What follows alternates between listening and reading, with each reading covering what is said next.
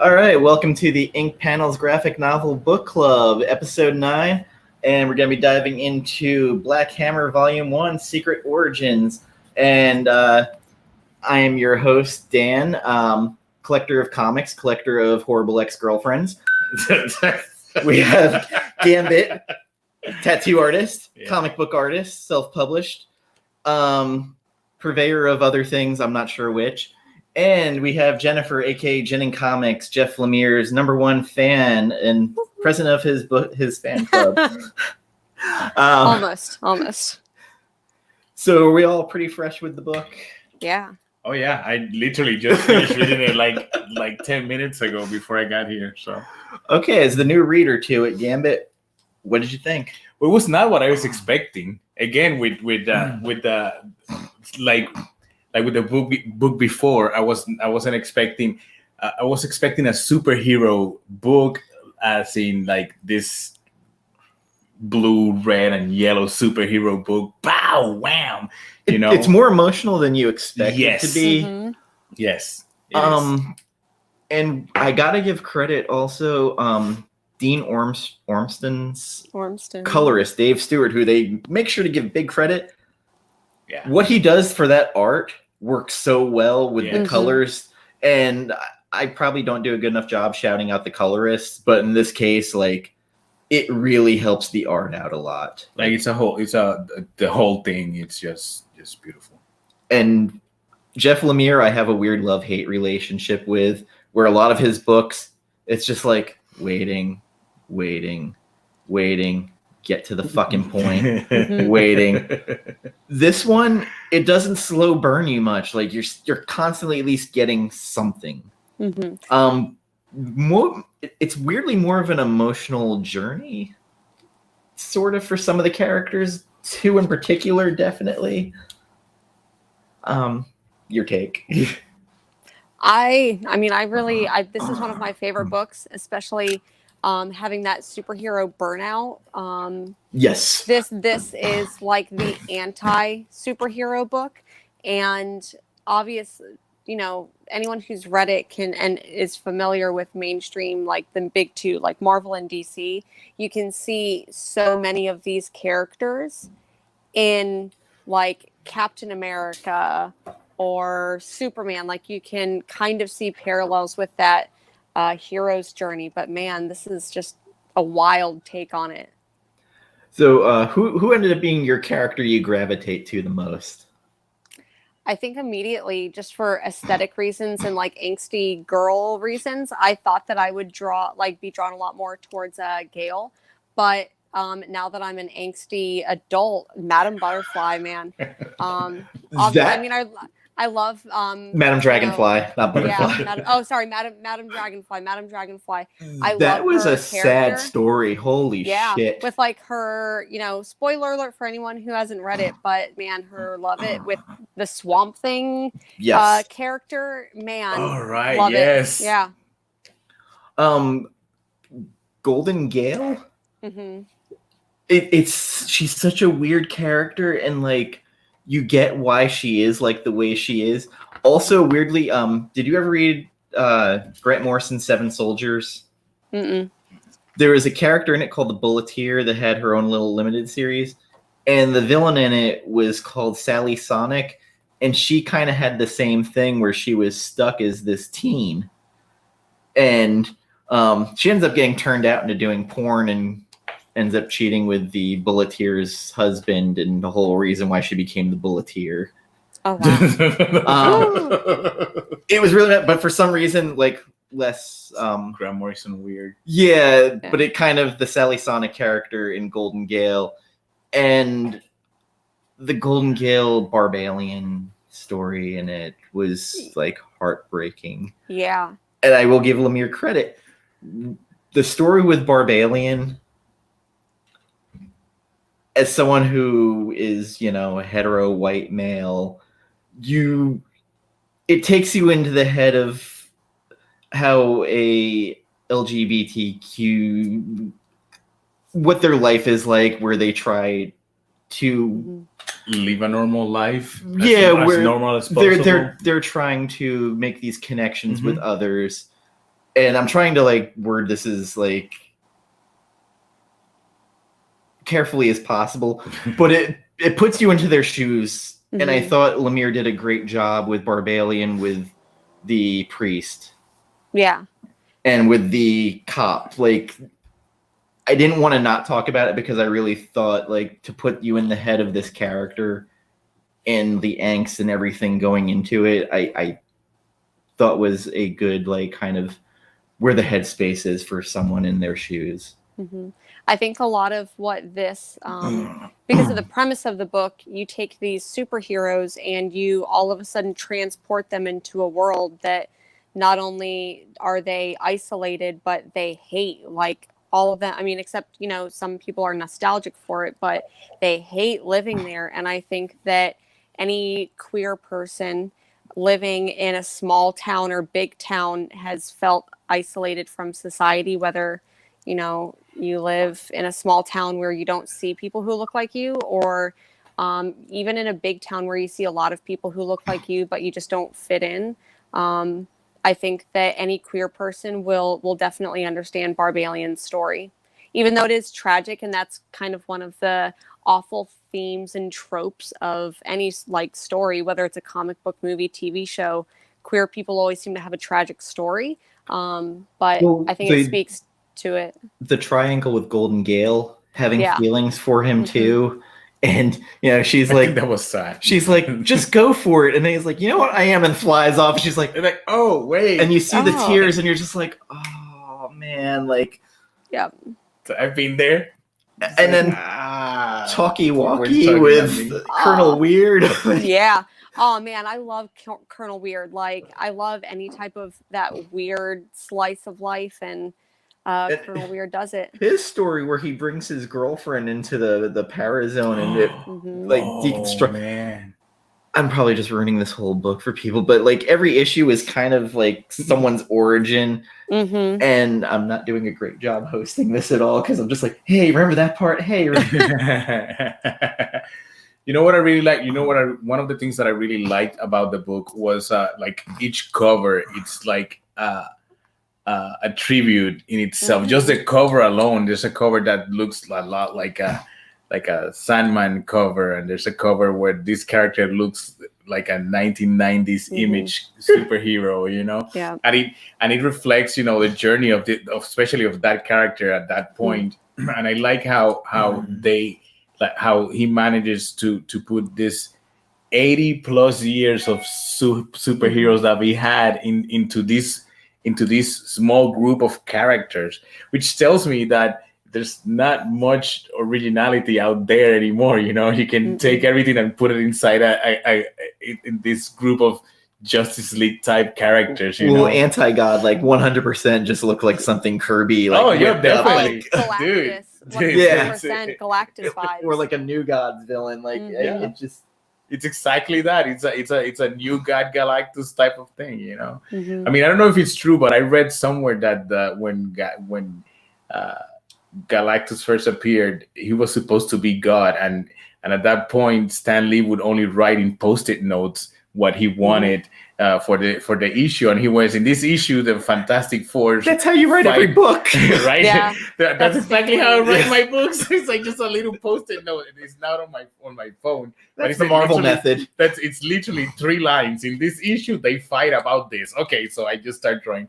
And he drew this huge character and supposed to be God. So calling this character anti-God, having him kind of look like Galactus, and obviously making it look like a Jack Kirby drawing as much as possible, just gives you all that.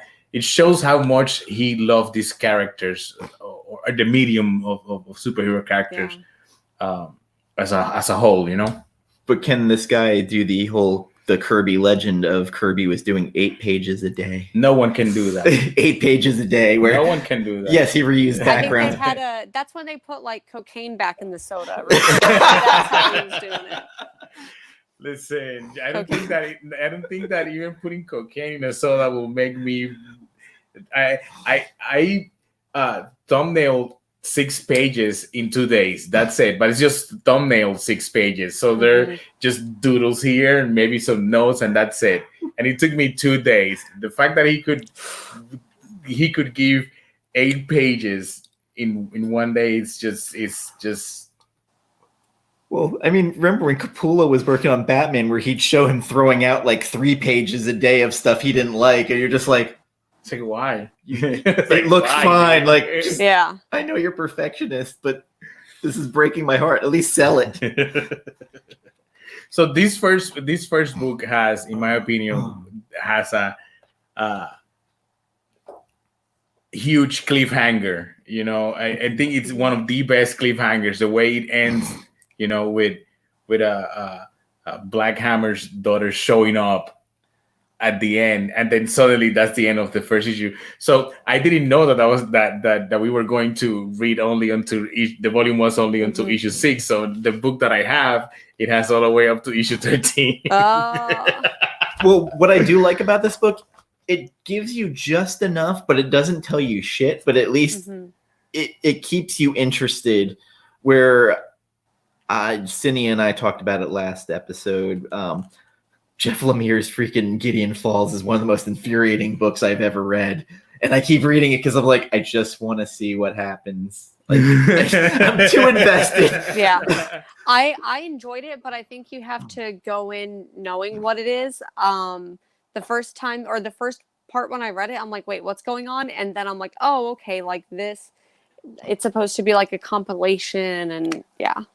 Yeah, I do love, though, that every issue for this had an origin of everybody. Yeah. While still tying in the main story. My favorite probably thing out of it was Golden Gale showing up as a goth at the dinner with Abraham's girl. Yes, she looked like the Crow. Obviously. I love that. And he's just like, what are you doing? Stop saying I want fucking food. and then his Super date's hungry. like, oh, okay, I want to go ahead and have some food too. Yeah. I tried to make the most of it. Yeah, like there is a charm to this book that like you don't expect. Yeah. True. But a lot of it is heartbreaking. Like the Madam Dragonfly, like her showing up with her dead child. Dude, listen. Whoa. So I haven't read issue 13 yet. You know, I'm almost done with the series, and still I'm almost done. I can put things together, but it's still almost at the end of this book. You still don't have all the answers, and I really like that. But there's not a but, and I really like that, and I like that the way he did it. I actually, like you said, I actually did not get bored. I wasn't reading just to see what's going to happen. I was actually interested, and I really got into these characters. And I think that I relate to Abraham Slam Slamkowski. so really weird last name. Anyway, I can relate. I can relate to that character. You know, I feel like I don't feel like I have any special powers, like in real life. I don't have any special. I just practice a lot, and I know I do what I know, what I do because I've practiced and I've honed that skill to the point where I'm at, right? So that's why I can relate to this character, that he was just a regular guy that just fight. He's an analogy. You know? He's analogy, or I forget what the analog character of Wildcat. Like yes, he's got to be. Yes.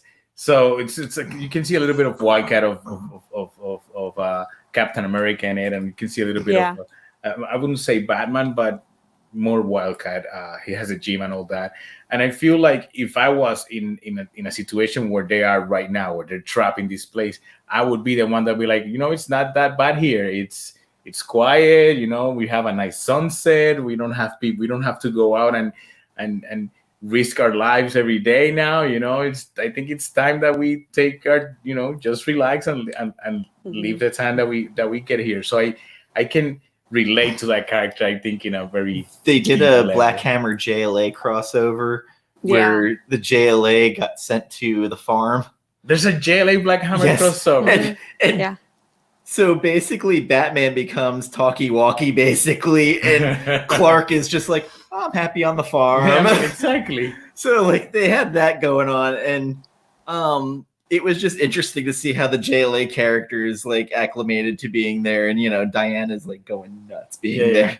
Gonna have to check that out. It wasn't the greatest, but it had some fun moments. I have to talk about the art on this, because as much as I love Lemire's writing, I think Ormston's art complemented this so well. Yes. It made it weird. Sorry, my cat's joining me. It's all right. And I always talk about it. If you can move the story with the storytelling without like splash pages, and there's no interruptions in the story and the storytelling during it, and I love that fact. And it's complimentary. We're not sitting here talking about how you guys hated the art for Lock and Key. Can I say something really quick? So sorry, since you brought it up, the artwork. So it was just announced that Lock and Key and my all-time favorite series, Sandman, are going to have a crossover. I saw that. Event. Yes, I saw that and was immediately excited, and then immediately wanted to vomit in my mouth because I did not care for the artwork. Granted, he's had some time to work on his art, and I do think it's a little bit better. But I'm like, damn it, are you gonna ruin Sandman with this art? Oh wow! Wow! I saw the announcement the other day, and I know who I won't be tagging. I know we won't what be talking about. Actually, Sinia was the worst. She's like, listen, it's ugly.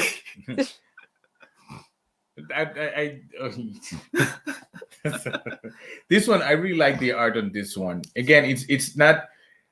I've seen myself now in the past few years. My taste for comic book artists has changed. Before, if it didn't look like Jim Lee, or it didn't look like Brian Hitch's work, or any of those, Greg Capullo, or any of those artists that I really follow and admire, I didn't even bother with a book. Like maybe 15 years ago, maybe 20 years ago, I wouldn't have picked up Black Hammer just because of the style. And it's not that it's bad, because it's not. It's actually, I actually, that's one of the things that I really like about this book. It moves the story. It has some good storytelling. It looks really good. It's very consistent. What you see, the character that you see a character on panel 1 and you see it on panel 12 in page 16 on issue 8, it's still the same. You can tell that it's the same character. I think there's an issue here where the artist, I don't know if the artist changed or if he changed the way he was drawing, because there's some issues, but it changes a little bit per character.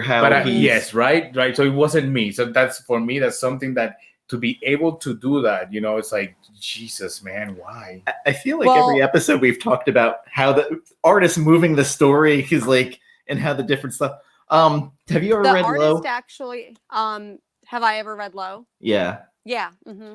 I have a love-hate relationship with Rick Remender, but I stand for him. I'm bad. I like how you are for, but like the artist Takachini on that. Yeah. The way he is able, it's beautiful, but like there's silent moments where the story's moving, and it's one of those things like I harped on, like how like just beautiful, at the same time you get distracted, be like, but the story's still moving. It's working. It's telling you the story without using words.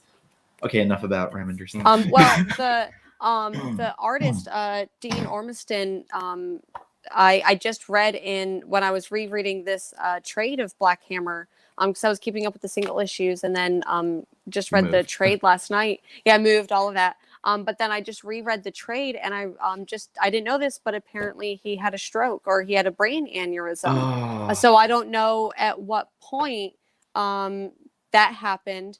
Okay, so that explains something for me. That maybe, I don't know the JLA Black Hammer, he wasn't doing the art.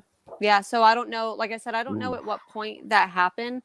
But one thing that another thing that I read that surprised me, that Lemire talks about, is that he actually started writing this in like the early 2000s. He had this idea for a really long time, and then got approached to do some other writing stuff. And he was actually going to draw Black Hammer as well, and you can see in the trade, you can see some of his in the back. I saw some of the character some of the character designs, and He did the artwork on his title Sweet Tooth, and you can see some parallels obviously there. But I'm so glad that he did not I don't like his art draw style. his art, for everything that I love about his writing style, like his art style. I'm really glad that Ormston did this, and man, he did a fantastic job. So I'm gonna posit this real fast. Oh, I just Does noticed that. this not feel like an Alan Moore story that Alan Moore didn't tell? A little bit. So right That's now, crazy. you saying that, I just imagine a little fairy Alan Moore, going to Jeff Lemire in his sleep and incepting the Right. idea. It would not surprise me at all. So Yeah. Beard sprinkles. Beard sprinkles. Oh, I love Alan Moore. I do have too, Everything for but Alan Moore, man. when there was that article about him and Grant Morrison being in a magical war for the past 20 years, and I'm like, someone actually wrote this article, and I'm like, is this for real? And I started going down a rabbit hole about this feud between them. No, it's real. Apparently, they do have a beef. Yeah, Mhm. I over magic. I watched that Grant Morrison documentary. I haven't watched. So I have a theory about Grant Morrison. It was on Amazon Prime. He was Yeah. doing a lot of mushrooms and everything else. Of course. I have a theory about Grant Morrison. I have a theory about Grant Morrison, Neil Gaiman, and Frank Miller. Back when I started reading big into comic books, that's where my three go-to writers, most of the time. And I always thought that Grant Morrison, it's Alan Moore. I'm sorry, it's Alan Moore, Neil Gaiman, and Frank Miller. So I always thought that Alan Moore was someone that's been on Earth for a long time, and he knows shit that nobody else knows, and that's why he could write Punk rock Gandalf. That's why he could write From Hell and be such a good story, and all that research that he has on the compendium. That was real life. It's just because the biography he wrote. Exactly. It's because he was actually in that area around that time, and so Alan Moore is very old and he knows shit that we don't know, that nobody else knows, only he knows. And Neil Gaiman has access to a realm that nobody else knows exists, and he's the only one who knows how to get there. And Frank Miller is just angry. Yeah. I still want an explanation of Dark Knight Returns, part 2, DK2, because I don't know what the fuck happened with that book. It's easy. He didn't want to do it. They asked him to do it. It's okay. Fine. You want a sequel? Here's your sequel. Well, no, it's like him and Rick James went into a room together and oh my God. I'm going to do Party All the Time with Eddie Murphy and you do DK2. Okay, awesome. That works. Let's just do some rock. So and then we get that. It's the 80s, everybody. Oh no, it wasn't the 80s. It was almost 2000. No, it's almost 2000. Oh God. I think that was already 2000 something. Rick James might have been dead by then. I think so. So back to Black Hammer. Because we got sidetracked. A little bit. So Weird, Colonel Weird. I think. At first, I was like, "Man, who is Adam Strange? Who is this weird dude? And then it clicked. Oh, it's Adam Strange. It's super obvious, man. How did you miss that? His story up until him coming back and taking his girlfriend, it was my least favorite. Really? Yes. There wasn't much to it until that. It was at that point where you go like, oh, no wonder he's going strange. And then when he shows up at that dinner party, all of a sudden shaved and cleaned up, and it was just like. So I think that's not the same dude that we've been seeing all up to that point. I don't. I think that's like another version of him. You know how he said that he didn't know that and you know that he says that time moves differently when he's on for him when he's on that other place. So I feel like the version that we saw at the dinner table is not the version that we've been seeing. It's an earlier version. It's an earlier version. I think it's an earlier version. So he kind of exists everywhere and nowhere. Like Dr. Manhattan? No, you mean Wally West now. Oh. Wait, what? Oh, let's not go there. No, let's not go there. Is that what Wally West is right now? He's in the Mobius chair, and it was imbued with Dr. Manhattan, so he now has that circle. When did this happen? Flash forward number 6. It's fucking piece of shit series. Oh man, I'm a Wally West fan and I can't stand it. I hate it. Yeah, Black Hammer. Let's not go down that rabbit hole. Yeah. So again, like Barbalian has one of, I think, the strongest stories in here, especially like the little bit of Mars they show where like, fine, you go to Earth. Well, then you're so adamant to do this, then you do it. Like, but the part with his cop partner is fucking just crushing. It is. That's the. At first, I thought that he just misread the situation. You know, I just thought that okay, so he's an alien. He missed that social. He missed that social cue. You know, he kind of lost it there. He thinks that this is kind of like normal behavior. You know, so but then he approaches the priest, and then you go like, oh, okay, so I mean, at this point, I'm pretty sure he already understands. You know, he's been on Earth long enough and around humans, so he understands what he's very clear and very and on what he's saying and how he's approaching the preach, which I think it's really nice that they did this a second time, and it's you can tell that this character is more, like I said, more he knows what he's doing, he knows what he's feeling, he knows, and it's not just leave it to interpretation that oh he just missed that cue and he didn't read the room well, you know. And it wasn't written to be offensive, like that. Also, it wasn't meant to be jokey or anything. It was deadly serious. It was definitely handled by the writer, and again, that could have really been handled real fucking shoddy, very poorly, and insulting. Yeah. And again, like I had talked to Jennifer beforehand of like, all right, I really want to talk about this, but I don't want to like misword my intention on it because it's something that I wanted to be very serious about and not come off being insincere. Because like literally, like it's so real the moment that you just start feeling for other people who are going through the same thing. Mm-hmm. And because I'm not in those shoes, seeing kind of through their eyes of how this could happen. And especially, you know, for queer people, it's like coming out to someone else or doing something like that can be, it is dangerous. It's not that it can be dangerous, it is dangerous. So even that element of like you feel fear and you feel like that empathy, like you're being put in those shoes. And even if a straight person, whoever, hasn't ever had to have that fear of coming out to someone that, you know, may be a harm to them, you can still feel that danger of being so emotionally raw and just being open.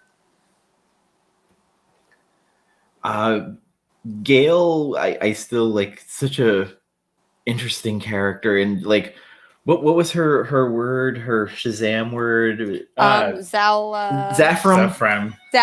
Yeah. And Saffron, for it to be like the reverse Shazam, where she stays a child. In JSA, there was a weird storyline where Billy Batson as Shazam was flirting with Courtney Stargirl, and the Golden Age Flash, Jay Garrick pulls him aside, going, "Look, she's a teenager. You're an old man. Like you can't." And he's going, "But." And he's like, he can't talk about his identity of being a teenager. She knows, but he doesn't. And it's just like literally he starts sulking as Shazam, like, I just got told I can't be flirting with her. So he starts moping, and like it's another one of those weird things where you're like, oh, I feel bad for Shazam now because like he's literally this kid, but he can't do kid things because he looks like an adult. Yeah, because literally, like Jay Garrick's like, listen, son, I don't know what you're doing, but why didn't he tell Jay Garrick at that point? It's like, hey, listen, wait, give me a second. No, we're not going down that road because they didn't do the secret identity. Like if they knew he was a little kid. They probably wouldn't have him in the team. That's true. Okay, but it's these weird little these analogs of okay, this happened, and Lemire's like, okay, I saw this happen. Let me just flip it, and now we'll have you're super powered, but you're a child. But you're a child. I like that she's stuck in a child, and you don't realize how you're like. I mean, but it's not that bad to be a child. But then you realize that she was actually an old woman when, like, she had lived her life, almost entirely, when she was turned back to being a child. And she talks. And she just wants to smoke a cigarette and drink. There's she's nothing like, wrong I with just wish that. I had tits. Yo, I gave her to sign to and she's like, I want tits again, or I wish I had tits. And when she talks as she got older, she's like, I like doing it now again, becoming it, but I didn't want to stay as Golden Gale. I just wanted to, have that thrill and then come back. Also, Abraham Slam, there's that depressing part where he's fighting that squid monster, and Black Hammer comes up. He's like, you're getting too old. You're out of your league. And that's probably why, I don't know, he likes being on the farm because, no pressure. Like, also, maybe that's why I've had the Alamortha, because you're fighting a giant squid. Yeah. No, but that's one of the reasons I feel like I can identify with this character. He basically has nothing that makes him special except that he trains, he fights, and he's good at it. And now he's getting to that age where younger people are coming in and taking over. More powerful, bigger threats that they can handle. And he's starting to feel left out, and then he goes and he tries to get a new 90s uniform and look like a Rob Liefeld drawing. Oh god! And it didn't have enough pouches, and it didn't work. The shoulder pads kept falling apart. And I get it. I get it. I tried to get better at what I do, but there's always going to come someone. There's going to be someone that can do it better with you. How do you handle that? Do I get salty about it and get angry about the situation, or do I just accept the fact that there's someone better than me that can do it better, and I just either try to be better at what I do, or just know when to step out, when to get out of the way so that so that others can keep walking that path and me not be in the way. So being stuck in the farm would be like that perfect out. I don't have to quit, and because I'm pretty sure that for him quitting it's that no go. I don't have to quit. I didn't die, and so I didn't disappoint anyone, or I didn't make anyone sad.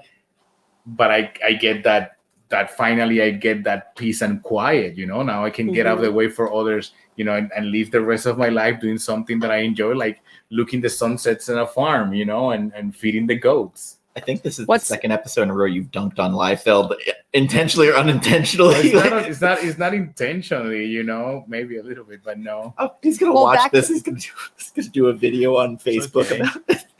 Go on a rant. He's gonna draw us like that's my worst nightmare is being drawn as a Rob Liefeld character. Listen, if as much as I don't like his work, because so as much as I don't like his work now, because before I did enjoy his work. Don't get me wrong. It's just that I don't like I feel like through the years he's gotten a little bit lazier on his work. I feel like at the beginning of his career he did way better work than he's doing now. When I was a pubescent teen, it was just all like guns and no, but I'm talking even before Image Comics. I'm talking. I'm talking about X-Force. I'm talking about those Huck and Dove comics that he did for DC. So at this point, I don't like his work, and I had a situation with him on Twitter where I didn't like the way he handled it either. So I'm a little bit salty at the dude. Suicide Squad. No. He actually had an interaction about. I made a drawing, a warm-up sketch once about of the New Mutants first appearance of Cable cover. My version of it, and I put it on Twitter, and I tag him, and I tag the inker of the book of the cover, which was Todd McFarlane, and because I tagged Todd before him. His response was, "Why is my inker tagged before me?" And it's like, dude, like really, I get it, but really, come on, And after that, I just stopped following him, and I feel like I never meet your heroes, I guess. He was never my Yeah. hero. He was never my hero, but it was someone that at some point I did admire and I did look up to, because when I was growing up, during the 90s, the fact that these young dudes were taking over the comic book industry the way they did it, that was something to look forward to look up to, and even when I didn't like some of his work, I still like, yeah, but he's like, look at those ideas, look at where they're going. And now it's like, okay, so that ego is too big now. Yeah. As much as I don't know, as much as like I could even shit on their work and just be like, look at how awful those covers are. Like, yeah, there's a reason why those dudes got famous. I mean, yeah, of course. Everyone loved that style then, and it was the style then, and but still, I don't know. I can never forgive him for like that Batman. That Batman haunts me. Or sorry, not Batman. Captain America. Okay. Sorry, that Captain America like buff chest like that. I was about to look for that Batman. Now, now, having said that, if he hears this and he gets salty and he wants to make a drawing of me just to make fun of me, I would say that was a win, because it's like, fuck yeah, he took the time to draw me, But I will say, and the weird thing is, like, I watched the Image Revolution documentary, and all of them say that Mark Silvestri was the best penciler out of all of them. And that's the weird thing. And yeah, I've seen pages for Mark Silvestri's Batman book that probably will never come out, and it's the best work he's done. Yeah, maybe that's why he's taking his time. It's been 3 years. Like, I don't know how long it takes, but like, although I said that about Gary Frank on Doomsday Clock, where I was like, look, I'll wait as long as it takes to see it. I'm not going to remember the last issue, but it took him. I will. 2 years to do 12 issues. So yeah. Beautiful work. I mean, it is. I haven't finished reading Doomsday Clock. Back to Black Hammer. This show is supposed to be a Black Hammer today. I know. We'll talk about sidetracked. We keep everything's an analog of something else. Yeah. That's the problem. But but I think it's great that this book it's branching out and having us have all these other conversations that somehow kind of gets spawns out of talking about this book.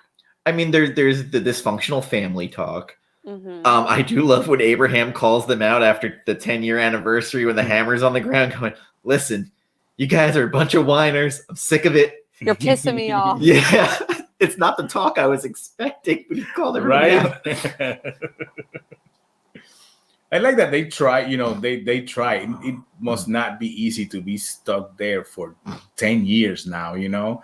But from where I can tell, from where I stopped reading, because I read a little bit past issue 6, at some point they just stopped trying to get out. I don't think they even tried to get out at some point. They got there, they saw what happened to Black Hammer, and they were like, well, I'm not even going to try that. Talkie keeps making the probes. Yeah, Talkie keeps making the probes. That pissy behavior Talkie has, where he's like, listen, I need more solder. I need this. Yeah, I'm going to go to the barn, I guess. That I didn't realize that it was a female character until the Colonel Weird part. Until the Colonel Weird part. It's like, oh, wait, it's a she. Huh. Mm-hmm. And of course, at the end where Lucy, Black Hammer's daughter, shows up. So yeah, that's why I say that's like totally unexpected, because at some point they give you that few panels where one of the probes actually reaches out to Earth, and you go like, wait, there's actually a door somewhere, and then but you forget until that she shows up. And then you see the scenes with Colonel Weird, and he's looking at everything through the door, and man, I love that. If I could just have like, I don't know, 10 seasons of that. So please, thank you. So Colonel Weird obviously knows more than he's telling us, knows more than he's telling everyone. I say us, but that he's telling them, and that's obviously that's made very obvious a few issues after issue 6. So I shouldn't get ahead of myself, because I haven't finished. I'm on issue 12 only. So what is Madame Dragonfly supposed to be? Like, what character is she supposed to be an analog of? Because that's the one I'm fair. Because I know it's supposed to be the House of Secrets that she's in. Yeah. The House of Secrets, Madame Xanadu.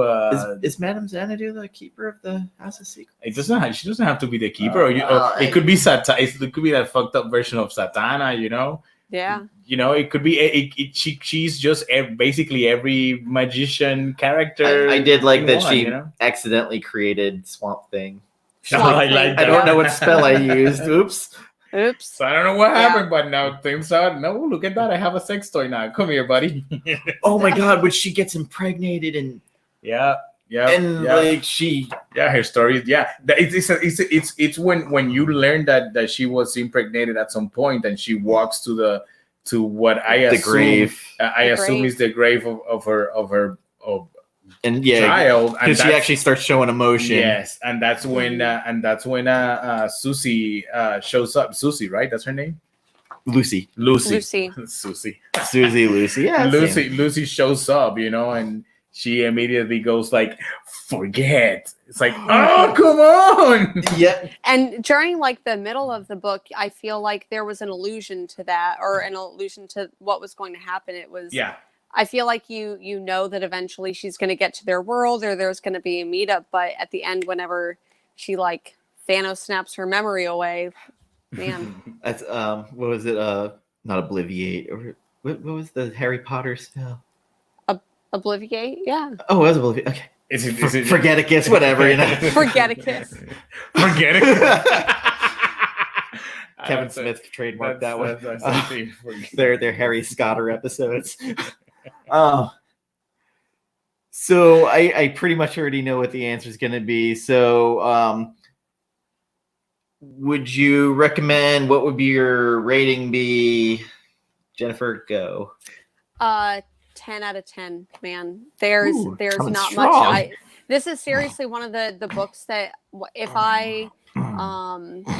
if someone wanted superheroes, if someone I feel like I talk about Saga anytime I talk about comic books. Anytime anybody talks about Image Comics, anybody talks about any comic book in general. If people tell me they're a comic book fan and they're like, I've gotten out of comic books, what should I read? Like Saga is normally one that I recommend. But for someone who is specifically looking for maybe like superheroes but different, I would 100% recommend Black Hammer. 100%. It's one of the best Dark Horse titles ever. Definitely. Maybe besides Hellboy, the original. Hellboy. But seriously, Black Hammer, it takes all of the tropes of all the superhero stuff, everything that you like about superheroes, everything you hate about superheroes, and just puts it all together. And there's so much nostalgia in this, and I love it. I love Black Hammer. Yeah. You know that little bit of self-promotion here right now. My book, The Story of the Argument that I did, I tried to do that. I tried to put a lot of nostalgia and a lot of tributes and love for the medium. It's just a short 12-page story, but I try to put into those 12 pages as much as I could, to honor those that superhero genre that I really like so much. And that's one of the things that I like about this book. It has all those little check this out, wink and nod. All those wink and nods that I thank you for recommending it last show. That is the only reason that I got it. I honestly wouldn't have got it if either of you wouldn't have recommended it, It's something that I would definitely recommend any of my friends that read comic books that would be like, hey man, you want to read a really good comic book? Here's a good book to read, not like the Lock and Key that I would recommend it to a specific group keep of dunking people. on it. No. But here's the I'm not throwing shade at the book, at the other book. It's just it's a different style, a different thing. Mm-hmm. So depending on the book, I know who I can recommend that to. And this is a book that I would definitely recommend to anyone who's been reading comic books for a while. It's someone that hey, you like superhero comic books? Here's a different superhero comic book. So I honestly, I'm like I said, I'm on issue 12.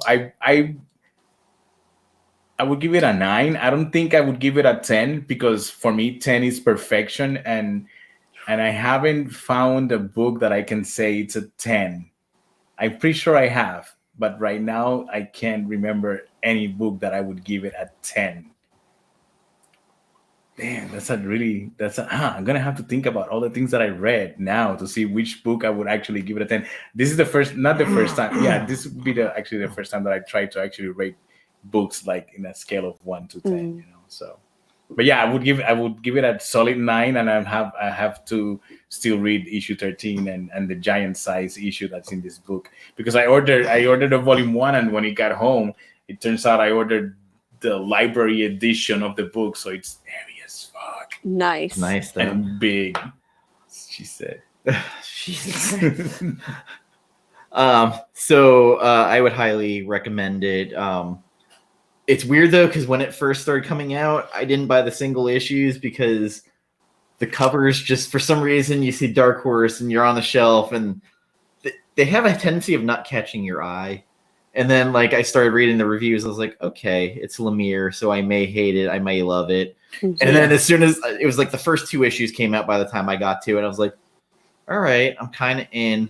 And then when I got to like issue 3, I was like, all right, well, I got to keep going. Yeah. Just the fact that it was just the fact that it's Dark Horse. When I pick up a Dark Horse book, it's because someone said, except for Hellboy books, it's because someone said, hey, you need to read this thing, Because even when we were even younger, for us, Dark Horse books were like that weird that weird part of your bookshelf, where you put all the weird books, that just unique books. My Star Wars books, my Alien Predator. Behind me. That's all of Image Comics right here. I have one bookshelf that is all of the Image Dark Horse stuff, So I wouldn't have picked, just because, like I said, not that Dark Horse puts out bad books. That's not what I'm saying. What I'm saying is that I personally wouldn't have picked it up just like, if I see this, I'll be like, oh, that's a cool image, but that's it. I wouldn't. Maybe if one day I was adventurous, and I'm really not that adventurous when I'm trying new things sometimes, Maybe if I was adventurous, I would have said, let me try this. But I would have picked up a trade or because someone like you guys that recommended it. But it's a really solid book, and I'm really happy that I read it. I'm at a 9 on it. Again, it has all kind of what we said, the tropes, if you're a longtime superhero reader, but it adds the modern problems, which a lot of superhero books will avoid like the plague, because God forbid they do something topical that might upset people. I mean, for God's sakes, they made Captain America Hydra, and the world lost their fucking shit, calling him Nazi. I'm there. I am there on that end. I am that person, because we don't need that. I don't know. I feel like to be honest, do we needed that story? No, we didn't. But it's there, and when I read it, it was like, oh, it's okay. It wasn't amazing. It wasn't bad. It was okay. Do we need it? No, we don't. I agree with you. We don't need it. But did it affect me in a way that I would, like hate on the creators for it? Nah, not really. Threatening the creators is where I'm like, come on, like, yeah. Because that's Comicsgate stuff, like, I don't even know if that was Comicsgate, because that was. It wasn't, but I feel like it's on a it's on that level, harassing people. That's for those jokers. I right now, if there's something that I really just does not call my attention, I don't even pick up the book. No matter how much I like that character of that writer, if it's something like those books specifically, that story, I was like, I read it when I had the chance, but it wasn't on top of my list. Like I said, I didn't hate it. I didn't like it either. It's like, whatever. I'm 9 out of 10 on it. Again, like, it's very good, and I might be grading it because the whole series is this high, so I might be skewing it a little bit. But it's something, definitely, if you see a sale going on at your LCS or like the cheap graphic novels website, and even Amazon has their sale, or sometimes you'll just catch like Comixology sale. Pick up a couple of the trades just at one shot. If you could get the whole run, like on a buy two get the third free from like B&N or any other, like it's worth it. It's definitely worth it. I don't think you'll be sad with the purchase. But it's one of those ones you're gonna finish the first trade and be like, all right, I need the second one. Yeah. So yeah, that's exactly what happened. I reached issue 6 and I was like, oh, well, this cannot end like this. And I continue reading the issues 7, 8, 9, and 10, and 12, and 13. I will read it when I get home. So I've made an executive decision of what we're gonna do going forth with our the next book picks. So we're going to round robin it. Ooh. So every month, one of us gets the pick. All right. We're not discussing it. Get the pick. Okay. Well, we're going to discuss it. By the time the okay. next episode happens, so it'll be your pick next, then Jennifer. Oh.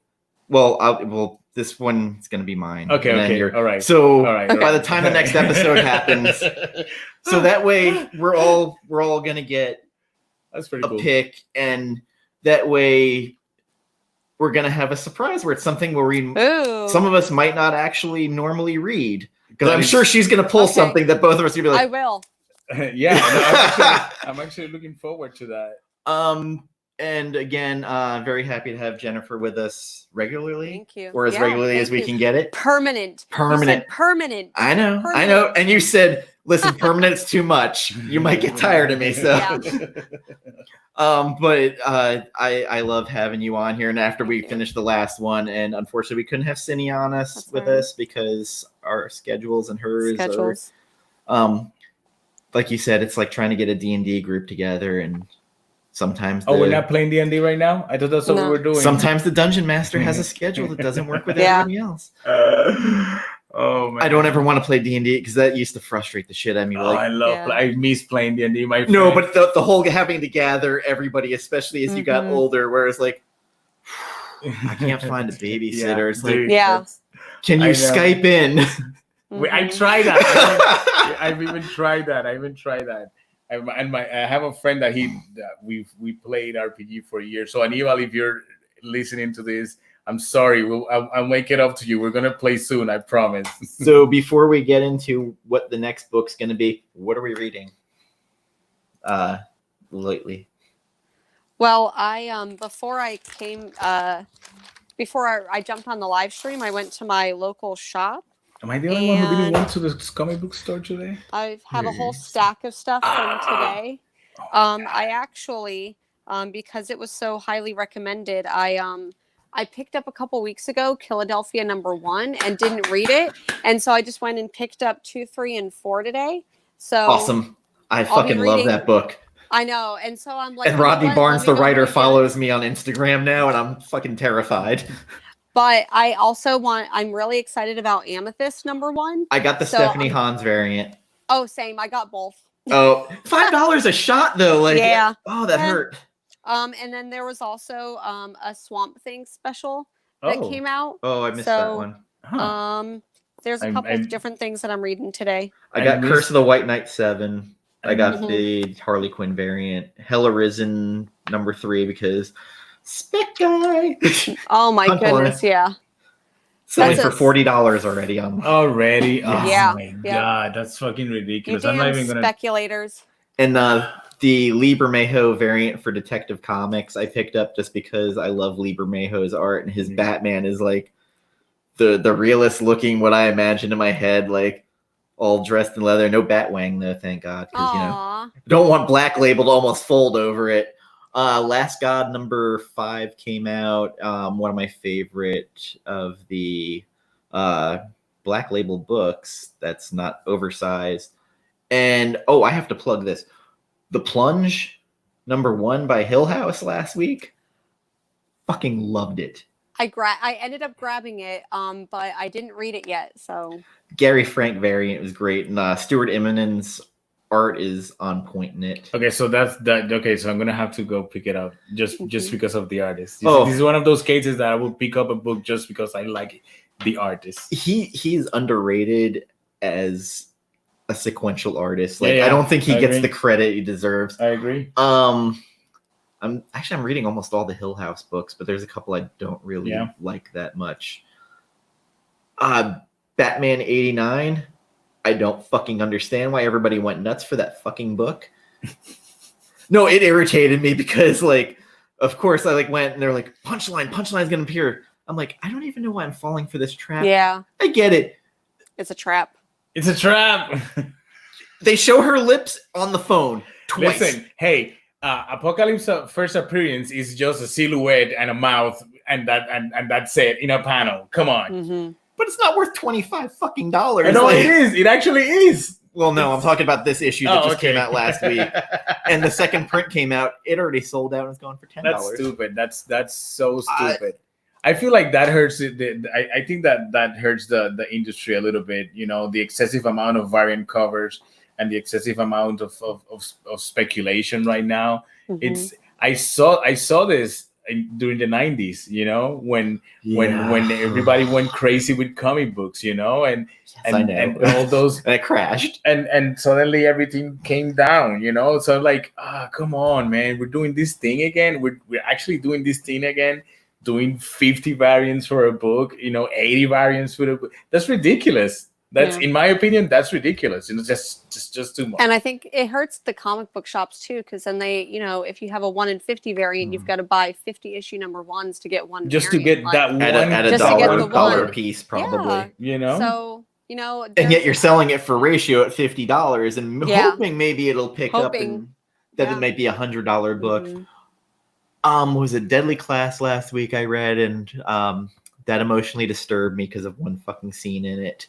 I read Wolverine #1. Oh, I didn't read that one yet. I read that one. Am I the only one who thinks that this artist Bogdanovich, I think I'm pronouncing his name Bogdanovich or something like that, his art looks a lot like Greg Capullo's art, or is it just me that sees it? I've got to look through it and kind of.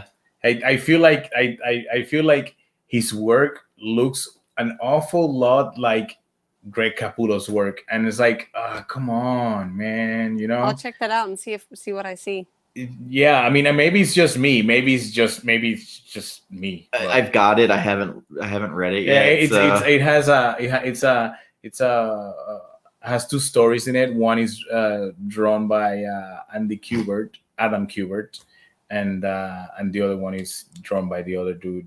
2 different stories inside the book, so they're pretty cool. Jennifer, did you pick up Amethyst because of Amy Reeder, or do you like the character? Amy Reeder. So I love Rocket Girl. Yeah, Rocket Girl was so good, and Mm-hmm. I was so depressed when it ended. Girl? Yeah, like it's a time traveling cop. I can't remember her name, and she comes back and she's a fucking wreck. Like she literally, as a human being, is a wreck, and it's a story about her trying to fit in. I think she ends up in the, was it 80s? Yeah. And she's from the future, and like teens basically are the cops. Mm-hmm. Huh. It's kind of like, it's hokey a little bit, but it's good. It's got a lot of heart. It very is. There's that one cover with her wearing the Les Mis shirt, and for some reason it's just like everything, my memory of that time, because I'm old. Whatever, man. I don't want to hear it. I don't want to hear it. So what have you been reading, Gambit, when you do remember to pick up your books? Well, I haven't gone to the comic book store. No, it's not that I didn't remember. It's just that I didn't have time today to do it. But last week I picked up the Wolverine and I picked up the Thor book, issue #3. It's actually... I'm not enjoying it as much as I was enjoying the Jason Aaron Thor, but it's interesting so far. So I will give it all the way up to issue 6. Unless issue 4 is complete garbage, I will give it until issue 6 and see if I actually the Fallen Angels method. That's exactly. No, that's what I do. I give a book at least a full story arc before I drop it, or before I give it my or my you know. So it's been pretty cool. I was not going to pick up Conan the Barbarian issue 13, but I saw it and I was like, damn it, and I picked it up, you know. And I've been reading the X-Men stuff, you know, still reading everything of the X-Men stuff that's coming out. The most recent one being Wolverine #1, which was a pretty cool read. It wasn't an amazing read, but it was a pretty cool read. I expected a little bit more of the book, considering the hype that they were trying to build on it, But it was a fun book to read. So at the end of the day, that's all I'm looking for right now, to be entertained. At some point, I lost the reason why I read comic books, and I became a little bit too critical of some of them, and then I even stopped reading, But now I'm like, okay, if that wasn't something that I didn't enjoy, then I won't read anything past this, If it was something that when I was finished, I was like, oh shit, that was pretty fun read. Oh, I did pick up Sabrina's the first volume of the Sabrina book. Cool. I did pick that up. Did I haven't read it yet. yet. Okay. No, I haven't read it yet. No, that's gonna be in my bookshelf for about 6 months now before I can actually pick it up.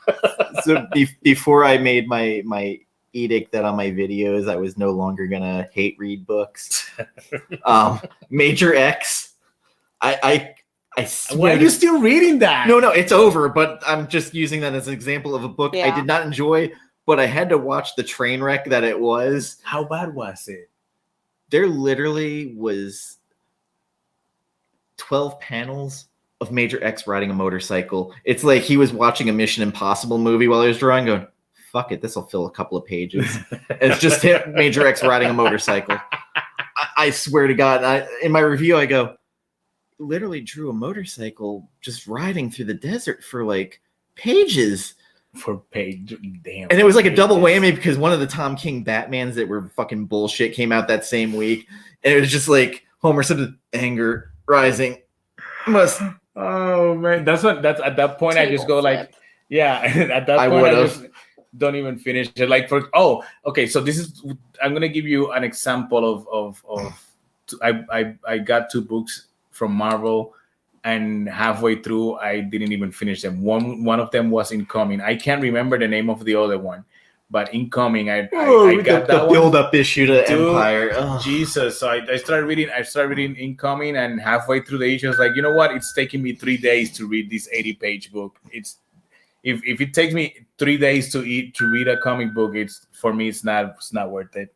Shit! If I can read a single issue in one sitting, it's not worth reading the book. Yeah. All right, well, on to what our next book will be, and I'm turning a negative into a positive. Well, this actually was going to happen no matter what, because April 1st, a book comes out, and just happened to be that Gambit has done 2 tattoos from this title. So we're doing one infuriating, need to no end. By the way, I have to touch up mine. We have to touch it up. Yeah. Nail biter. Okay. Oh, a nail biter. Yeah. Oh. So am I the only one who does not have nail biter? Yeah, you are. So, shit, you didn't have to agree with me.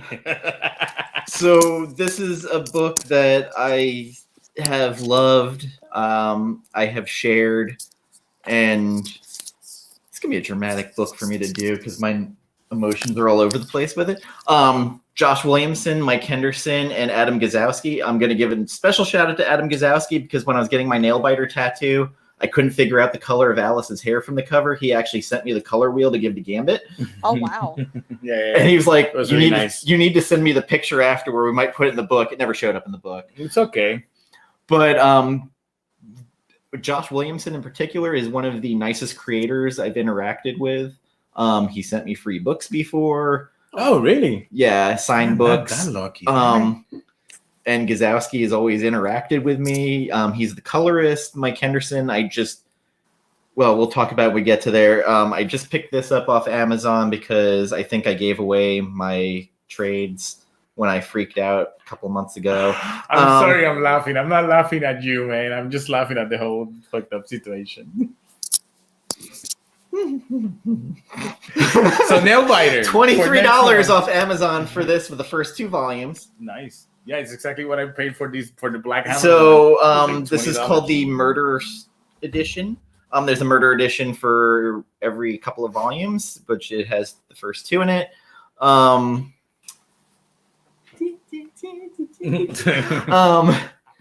So I have a special place in my heart for this book. It might not be for everyone since it's a horror book. Just happened to be this weird kismet that April 1st, Nailbiter Returns comes out. Is it gonna? Is it just that? Please don't tell me that's not this. It's solicited. I hope it's not an April Fool thing. It's solicited and not previews, unless previews is very, very fucking complicit. Imagine April Fool, guys. The book's not the next. So, like I said, it was a weird kismet that just a week ago that Gambit tattooed. She who shall not be named with another nail biter tattoo. Hey, man, she needs to suffer somehow. Who's suffering? Fuck. It was pretty painful, dude. It was pretty painful. So was my back. So we're gonna do this. That's my pick, and then it'll be Gambit's afterward, and then it will be Jennifer's. And I have no idea what date we'll be doing this. It will either be on a Wednesday or Friday because that's when it works for Jennifer and her schedule. And yes, for me it's easier. I work overnight, so as long as it's before 9 o'clock, I can do whenever. We'll figure it out. It's okay. Yeah. So that is the pick. Again, weird timing on it, but it just worked out that way. And someone else might have to host that day because I'm just going to be like a fucking disaster. Now you can just sit there and let Jennifer and me talk about it. Yeah. We can rant about it for just a little bit. Just get a cutout of you and keep it there. Right. Yeah. There's two books that I shared with this person, and they're both tattooed on that person. Yeah, now. well. And we're the two people in this county that both. That's funny. I'm sorry, but that is funny. Hey, you're the one who has to deal with both of us. So. Yeah, that is true. Damn it. Oh, she's going to watch this and be like, see, I knew. All right, I'm an asshole right now for even going into that. So next time we're going to be discussing Nailbiter with the lovely Jennifer from Gene & Comics. And who knows, maybe we might have Cinia if we can actually make it work. Yeah, hopefully she'll be part of it too. Since she said that she read it because it was like Twin Peaks and Seven. Mm-hmm. Well, shit. Damn. Just going a little too far with that that little comparison, but I'm going to have to read that. Again, you're not a huge horror fan, so you might like it. You might be like, fuck, this is what I've been drawing. I would be completely disgusted by it. I have the cover to issue 21 tattooed on my leg. Yeah, that was actually pretty cool. Yeah, that, and I have the cover to one of Low on my back. Yeah. And I have a cover from Tokyo Ghost. Yeah. Yeah, I have a Remender whole back piece. He likes Remender. What can I say? And I have Maria from Deadly Class on my arm. Fuck yeah. Should do it. Well, you're just going to fuck yeah because you did most of them. Yeah, I mean, I'm just celebrating my art. I'm right now enjoying how you are talking about my art. So what's your next tattoo, Jennifer? I think there's a pin that I got that has the X symbol, and it says Mutant and Proud. And I think I'm going to get that tattooed on my shoulder right here. Yes. Yeah. Either that or the Batwoman logo on my leg. Can't decide yet. I'm trying to remember what her logo is. I mean, just like the bat. Oh, okay. Symbol, like the bat symbol. And get that on my, like, above my knee. Yeah. I think I figured out what my next one's going to be. What is gonna be? What is it? Manji from Blade the Immortal. Oh shit! Oh, that's. But one of the crazy things with all the weapons and have it somewhere we'll find. Well, no, where it's crossing from here and the weapons going across. Yeah, I thought about the nine-tailed fox from Naruto too, with the tails going everywhere. You nerds and your nerdy tattoos. Nerds. I have a Lobo piece that I did on myself in my leg. Well, I mean, don't you have Saint of Killers that you did to yourself on your leg too? No. I didn't do Saint of Killers on myself. I did it on Sid. I thought you did one on yourself too. No, it was on Sid and her friend and her friend last time she was here in the States. I did wanted to do it on myself because I really like Saint of Killers. I do too.